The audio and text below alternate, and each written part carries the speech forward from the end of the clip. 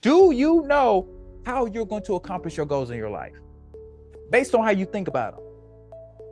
Because the reality is, it comes down to your mental, it comes down to your mindset. Is your mindset healthy enough for you to know for sure that if we were to ask you how you were doing, or how you were going to do things, or how you're going to make a difference in your life right now, could you tell us?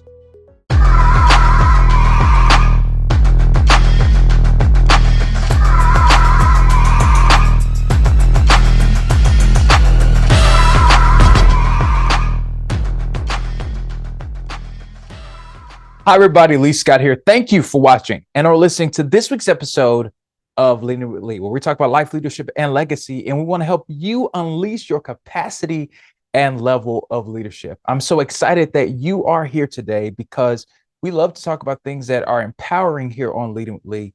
And I'm super excited to share this subject. But I was doing a great deal of thought leading up to today as I'm sharing on this episode about competition shows. We all have seen competition shows, whether it is dating shows or different kinds of shows. And I begin to think about these shows and just the concept more specifically of how you have to engage your mind and your body. And generally, we've seen on a lot of competition shows, there has been those shows like Jeopardy and Iron Chef America and Password. And all of these shows require some level of mental acuity to accomplish a goal.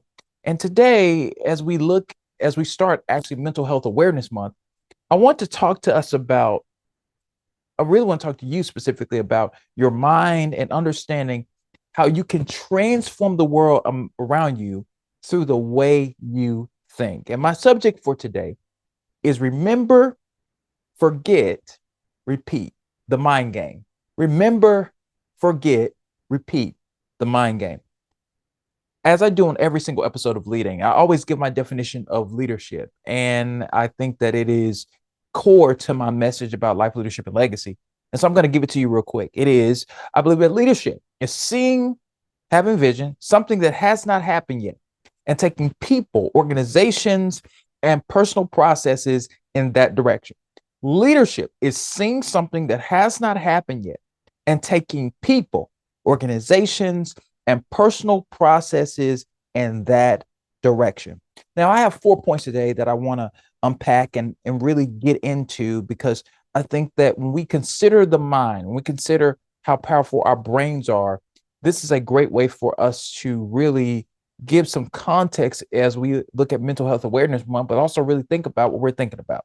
And you even saw last time on here on Leading, I kind of touched at this subject, but I want to really focus in on it today. So my 4 points today are: number one, memories are only to recall, but not to relive. Number two, short-term memory is a purposeful tool. Number three, repetition is a key. And number four, IQ can make a difference. So let's deal with the first one. Memories are only to recall, but not to relive. We are in a world right now where our mindsets can really have an impact on the way we view ourselves and the way we see ourselves and how we process information. I was doing a little bit of research in preparation for this, and I was reading about brainwaves, the power of brainwaves. And here's some of the things that I found out concerning this topic. Number one is that the diameter of a neuron can range from 4 to 100 microns. Secondly, a child developing inside the womb, in a child developing inside of the womb, the neurons grow at a rate of 250,000 neurons per minute. Now, that's incredibly fast and wild. And by the time a child is born, the baby's brain consists of around 10 million nerve cells. Wow, that's incredible. And then thirdly, it shared that the human spinal cord consists of around 13.5 million neurons. Now, we can look at this, and we're talking about memories, how memories has a way of affecting the way that we see ourselves in our lives, and how the shaping of the brain has the ability to really lock you into a space. And when we talk about the issue of trauma, this is something that everyone in some shape, form, or fashion has experienced trauma. We all have been impacted by traumatic experiences, whether they are positive or negative. We all have been shaped by trauma. Trauma has the ability to cause one person to be in a holding pattern and cause them to be stuck in a moment. And I've shared on here many, many times before about my experience with being sexually abused as a child, how I really had to do a lot of work in changing my mind, changing my beliefs about myself as it relates to the topic. And I know it's a heavy topic, but I had to do some work as to get myself to believe that I was valuable, that I was worth it, that I didn't have to earn love or earn acceptance or earn support. It was simply based on the fact that I really had to do some mental work. And that's why I've talked about it here several times before about being in therapy, how has going to therapy, how engaging in conversations, how being in that men's group a few years ago has affected my mindset about myself in a way I believe things about myself. And even though those memories were tragic and those memories were hurtful, those memories cannot be the determining factor by which I live my life. And I know that's negatively, but let's talk about it in a positive sense. Sometimes have you ever met people who got so caught up in their quote unquote glory days, where at one time in their high school or one time in college or one time in their career, they were the most effective or they're the biggest star in a space. And they've gotten stuck there because they have glorified that moment or lionized that moment so much that they think that this is all they are worth. That this is all that they can do. This is all that they can bring to the table. And I want to tell you today that though those memories are great, you only are supposed to recall those. You can't relive the past. You are past yesterday. You're past 5 years ago. You are past 10 years ago. You have to be present in the moment that you're in now, because the only decisions that you can make from now are going forward. Now, we are affected by the things we've done in our past, but our past cannot determine our future, because we have to understand something about now is that I can change my mind. I can remember what happened to me. I can remember those moments that I was afraid. I can remember the trauma that I experienced, but it does not have to be a determining factor of what I accomplish for the rest of my life, because I have a choice. And I'm saying to you, whether you're watching this or listening to this right now, you have a choice to not allow your memories to dictate to the life you want to live. You have a choice right now to cause your memories to take its place in the proper perspective. Now, I'm not saying that your memories aren't important. What I'm saying is that your memories cannot stop you from moving forward, because if you allow it to stop you from moving forward, you will not gain the type of life that you envision or see yourself having. And number two, let's move on. Short-term memory is a powerful and purposeful tool. As I was just talking about with our memories, one thing we see particularly among athletes is a lot of them are very good at this concept of short-term memory. They recognize in moments that they only had one race, or they played one game, or they might have done a particular thing, and they come back and do it again the next season, or the next moment, the next encounter, the next game. They allow themselves to grieve in the moment very quickly and move on. There's a basketball player that has really just, I admire him so much because of just his ability to do this very well. And he has continued to do this throughout his career, is Giannis Antetokounmpo. And Giannis has been known for being a very bruising and very athletic and very strong player, a phenomenal athlete. I mean, he is truly a great player. They nicknamed him the Greek Freak because he's such a phenomenal player. But there was something that he's been often criticized for about his game and how he plays the game. And just recently, within the last few weeks, his team, the last week actually, his team was eliminated from playoff contention. And I want to show you this clip and his response to a question about his game. Watch this. I'm curious for you. Do you view this season as a failure? Oh my God. Okay, because I'm not that up. You asked me the same question last year, Eric. Okay. Do you get a promotion every year on your job? No, right? So every year you work is a failure. Yes or no? No. Every year you work towards something, towards a goal, right? Which is to get a promotion, to be able to take care of your family, to be able, I don't know, provide the house for them or take care of your parents. You work towards a goal. It's not a failure. It's steps to success, you know. And if you've never, I don't want to make it personal. So there's always steps to it, you know. Michael Jordan played 15 years, won 6 championships. The other 9 years was a failure? That's what you're telling me? No, I'm asking you a question. Yes or no? Okay, exactly. So why are you asking me that question? It's a wrong question. There's no failure in sports. You know, there's good days, bad days. Some days you are able to be successful, some days you're not. Some days it's your turn, some days it's not your turn. And that's what sports is about. You don't always win. Some other people's gonna win. And this year somebody else is gonna win. Simple as that. We're gonna come back next year, try to be better, try to build good habits, try to play better, not have a 10-day stretch with playing bad basketball, you know, and hopefully we can win a championship. So 50 years from 1971 to 2021 that we didn't win a championship, it was 50 years of failures? No, it was not. It was steps to it, you know, and we were able to win one.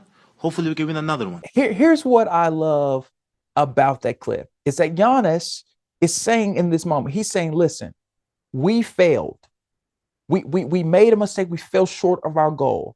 But that is not what is a determining factor of what we're going to be able to do next season.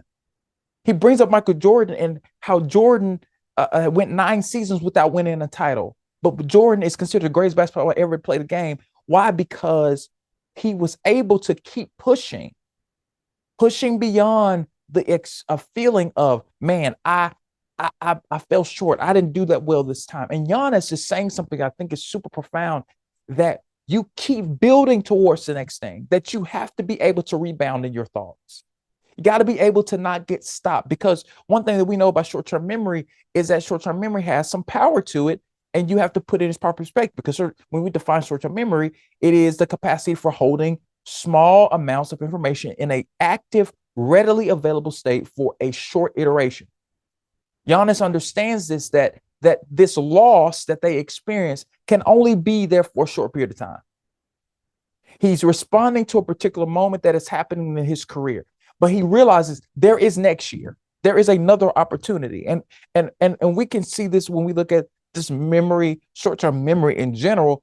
Let's bring it home when we are asked by someone to remember a passcode so that we can activate something that we need to get, or a new password, a short-term password to reset something on your app, or reset something in your life. You have to remember that number very quickly. Or if you were sent to the store by a family member or a grandparent, you have to go get something for them. That stuff stays in your mind for a short period of time because you are actively engaging in a process of getting things done. When players miss shots, they have to have operating short-term memory because they got to get back on defense if the other team gets the ball. There's something that you and I have to get really effective at and really good at. And so let's look at some facts about this idea of short-term memory. Short-term memory is profound because it lasts about 20 seconds before we lose or send it into long-term memory for storage. There's another part of that. The storage space for short-term memory can only hold about 7 items at a time. And it can be weakened by interruptions or interference of neural pathways. And over time, it weakens. And that's something you have to work at and actually invest in. According to the e-learning industry, short-term memory has 3 operations. So I'm going to give this 3 operations.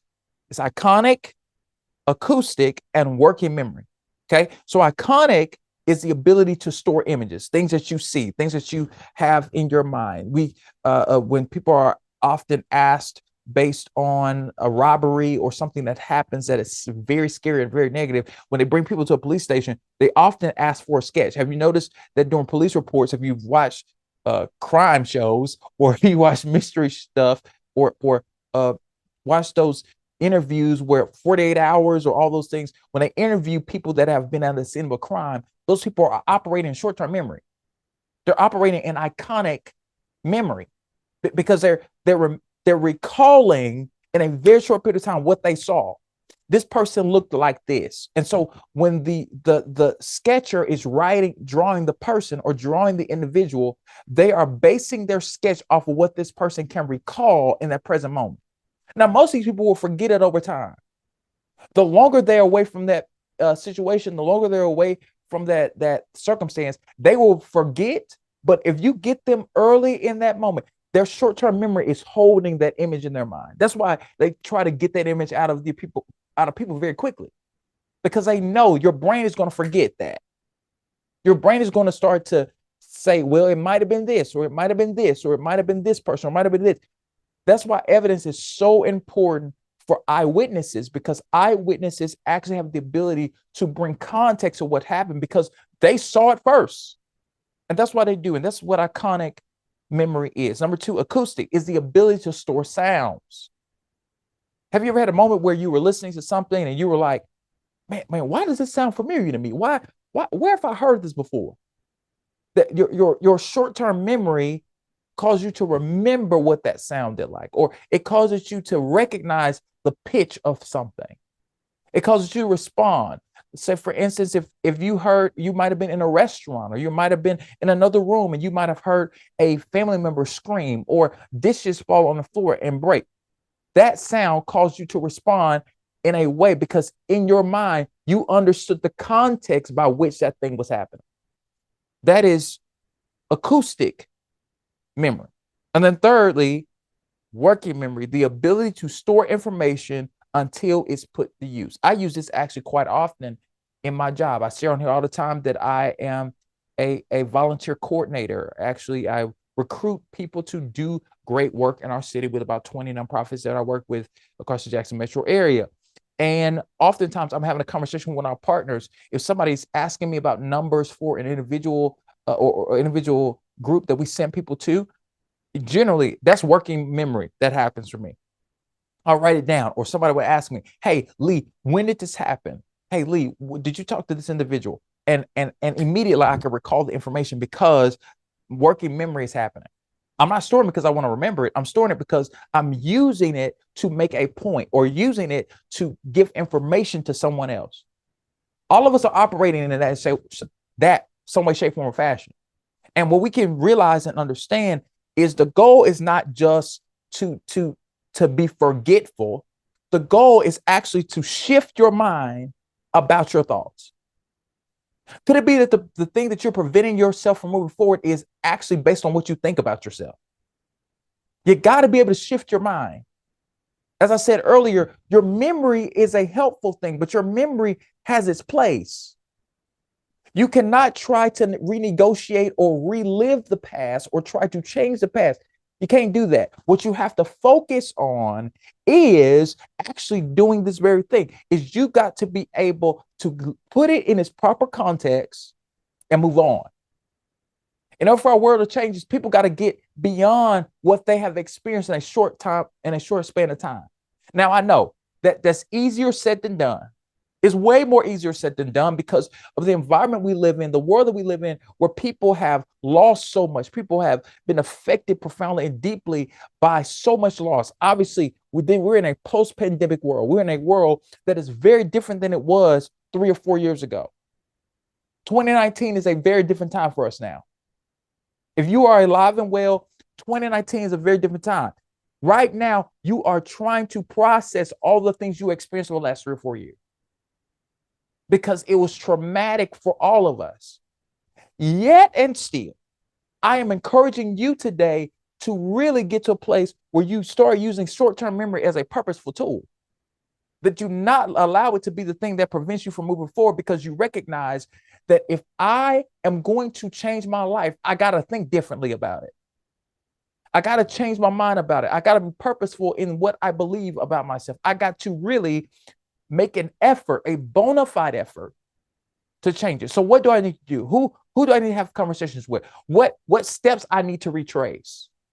Because that is going to be the linchpin by which you change your life. And the world's going to be changed around you. It's how you think about yourself and what you believe in your mind. With all that being said, I'll be right back after these messages. Hi, everybody. Lee here, and I want to give some information to you. Do you need someone to host an event or come and speak at your event? You can now book yours truly. Book me for your event by visiting www.leeascott.com. I am so excited to connect with you and do work with you. Much love, and let's get started. And we are back. Thank you for still being here, listening to this episode or watching this episode. And I hope that you have been inspired over the past few minutes by what I've been sharing as it relates to your mind, as it relates to really getting to a place where you are focused, laser focused on changing your mind here in the second quarter of 2023. So let's get to my third point. My third point is repetition is a key. There is a positive reality and a negative reality around the subject of repetition. One of the negative things is there's this Mark Twain quote that says, a lie can travel around the world before the truth puts its shoes on. In other words, what he's saying is a lie can go so far, so fast, halfway around the world before the truth can even put its shoes on. And we see this happen so much in our society with the repetition of lies. There are things that are lies that have gone around so fast in our world, a clip or a doctored photo or a post or a picture can send people into a frenzy because it is a lie. We all, and let's be clear, we all have been victims to those type of lies. We all have been subject to believe something in an environment of disinformation that caused us to think that something was happening that wasn't true.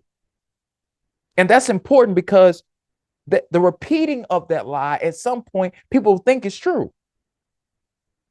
As Twain said, it can go halfway around the world before the truth gets its shoes on. Which begs the question that repetition is a double-edged sword. That if you repeat negative things in your life, you're going to get some outcomes that are not helpful, but we can see it on the positive side. On a positive end of this conversation, we can see that by saying words of affirmation every day can change your perspective and your outlook on your own life. Going to the gym, if I shared on here many, many times, I go to the gym 3 times a week. That repetition, though I'm seeing incremental change in my life, though I'm seeing incremental change, it's changing me because I have made a commitment to be repetitive in my actions. And it's improving my quality of life. Me going for walks, me going to therapy every single Monday. Right? It is these things that are actually improving my quality of life because not because I just did it once or twice, it's I'm repeating the action.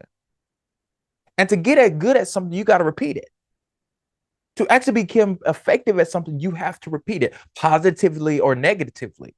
There's some things that you are repeating right now that are very negative to you, that are hindering you from moving forward and actually be able to do the things that you need to do because you are actually doing things that are detrimental. But there are some things that you're doing right now that are positive, that are moving you forward, that are putting you in the place where you need to be. And I think that it's incumbent upon us to have context and think about this particular issue. Am I repeating the actions that I want to see in my life?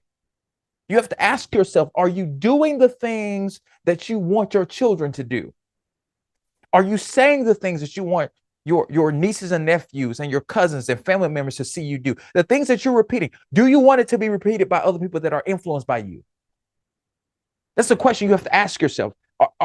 Is the actions that I am engaging in, are they helpful to other people? Am I being a great example? Now, let me be very clear. I understand there are many people that don't want to be an example to other folks, and I get that. I understand that sentiment. But all of us have influence. All of us is affecting someone, somebody, or something. Our choices are affecting something beyond us. So when we make bad decisions, it has an impact in some way, shape, form, or fashion, whether you want to agree with it or not. So there has to be some thoughtfulness about what you're repeating. All addiction is repetitive action. And all of a sudden just become addicted because you're just addicted. You become addicted because you are repeating an action trying to get the same result. And that's negative. You can do that. That's negative and positive, really. I know some people that are addicted to working out. I have some friends that are addicted to investing, addicted to doing healthy things, helping people. They're addicted to changing the world in a positive and productive way. They really want to make a difference. That causes the endorphins in their brain to be triggered into doing a lot of stuff. Why? Because they understand and believe in this idea of repetition. And repetition has its place. And I think for you and I, in order for us to really be effective in the world around us, we got to recognize that we got to get into the habit of doing some things over and over again. You got to start saying things that are positive to yourself. You got to start saying some things that are helpful to yourself. You got to start changing your mind. You got to start reading some stuff. You got to start to reinforce some of your beliefs about yourself. Because let me tell you something that's very true. You're going to have a lot of negative moments. You're going to have a lot of negative thoughts. As you probably listening to this or watching this right now, you're probably experiencing some stuff that you may or may not want to share. Right? You could be experiencing some things that honestly, if we had the time, you could give me a laundry list of things that you want to share about that. I see it in my own home, my own life. There are things that happen with my family. There are things that happen with me personally that it will take this whole episode to unpack.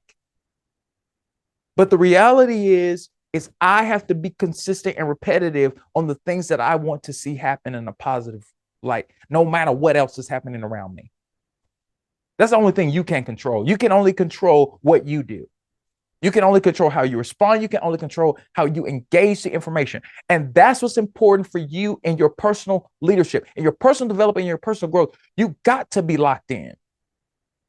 I know there's so much noise around you. I know there's so many things happening around you, but you got to be locked in. You have to be consistent. You have to be persistent. You have to be so locked in to what you're trying to accomplish, because that is what's going to change your life. Nobody else is going to change your life for you. You have to be proactive about changing your life and being engaged in the process. And I know there's a level of difficulty in that, but but there will be results if you are consistent, if you continue to plow, if you continue to push, if you continue to do the hard work of repetition. You will see your life change. And my last point, IQ can make a difference. You know, we talk about intellectual, IQ is intellectual quotient, and we talk about this quite often in schools. We have this thing towards, especially in our culture, to assort people based on their intellectual capacity, right? And when I was a kid, I actually experienced this firsthand. I actually got tested in first grade for this program that was a part of Jackson Public Schools. It was called Open Doors. And the whole purpose of Open Doors, it went from second to eighth grade, if I'm not mistaken. I can't remember. I think seventh or eighth grade. And while I was in Open Doors, we did a lot of stuff. We did a lot of memory logs. We did a lot of intellectually engaging things. We did a lot of arts and crafts. There was a lot of logical things that we were doing. And I tested pretty high and was able to get in the program. And a lot of times it was for gifted students, quote unquote. And getting in this program actually probably changed the trajectory of my life, because it showed me that I had the ability to understand particular things about the world, especially in that space when it comes down to being quote unquote gifted. And often when we talk about this subject, we use IQ as the determining factor of intelligence. But I want to look at it in a different way. I think that IQ or intelligence has a correlation with aptitude. And I think it's really subject based. And here's some of the research that I was doing in considering this subject, that there's particular averages of IQ among subject matters when we talk about college students and folks who are have major in particular subject. I found that in a study they found that the average IQ among individuals who went to school for physics or astronomy is 139. The average IQ for folks who studied maths is 137. And I skipped around, but for engineering, it's 129. For political science, AO is 129. For computer science, it's 124. And all of these averages are based on a person's acuity towards a subject. And let me be very clear about something. Just because this person has an acuity towards a particular subject does not necessarily mean they have an acuity to all subjects. They are a master or particularly an expert in this thing. This is why expertise is a unique subject. It's a unique conversation, because when we really get down to it, everybody is not an expert in everything. Let's be very clear about that. None of us are complete and expert in every subject, because the reality is we would have no need for each other. We have no need for each other if we knew everything. And in our world, in our society, in our culture, we need each other in order for us to succeed. And the way we test it out in our society and culture is often through ACT and SATs and the GRE. We have a strategy by which we test mental acuity in our society. And we do that to people all the time. But we have to really understand that even beyond testing folks, even beyond understanding your intellectual quotient, even beyond understanding how you use your brain, do you know how you're going to accomplish your goals in your life based on how you think about them? Because the reality is, it comes down to your mental, it's coming down to your mindset. Is your mindset healthy enough for you to know for sure that if we were to ask you how you were doing, or how you were going to do things, or how you're going to make a difference in your life right now, could you tell us? Could you actually give us context? Because let me tell you something, there are brilliant people that are mentally broken.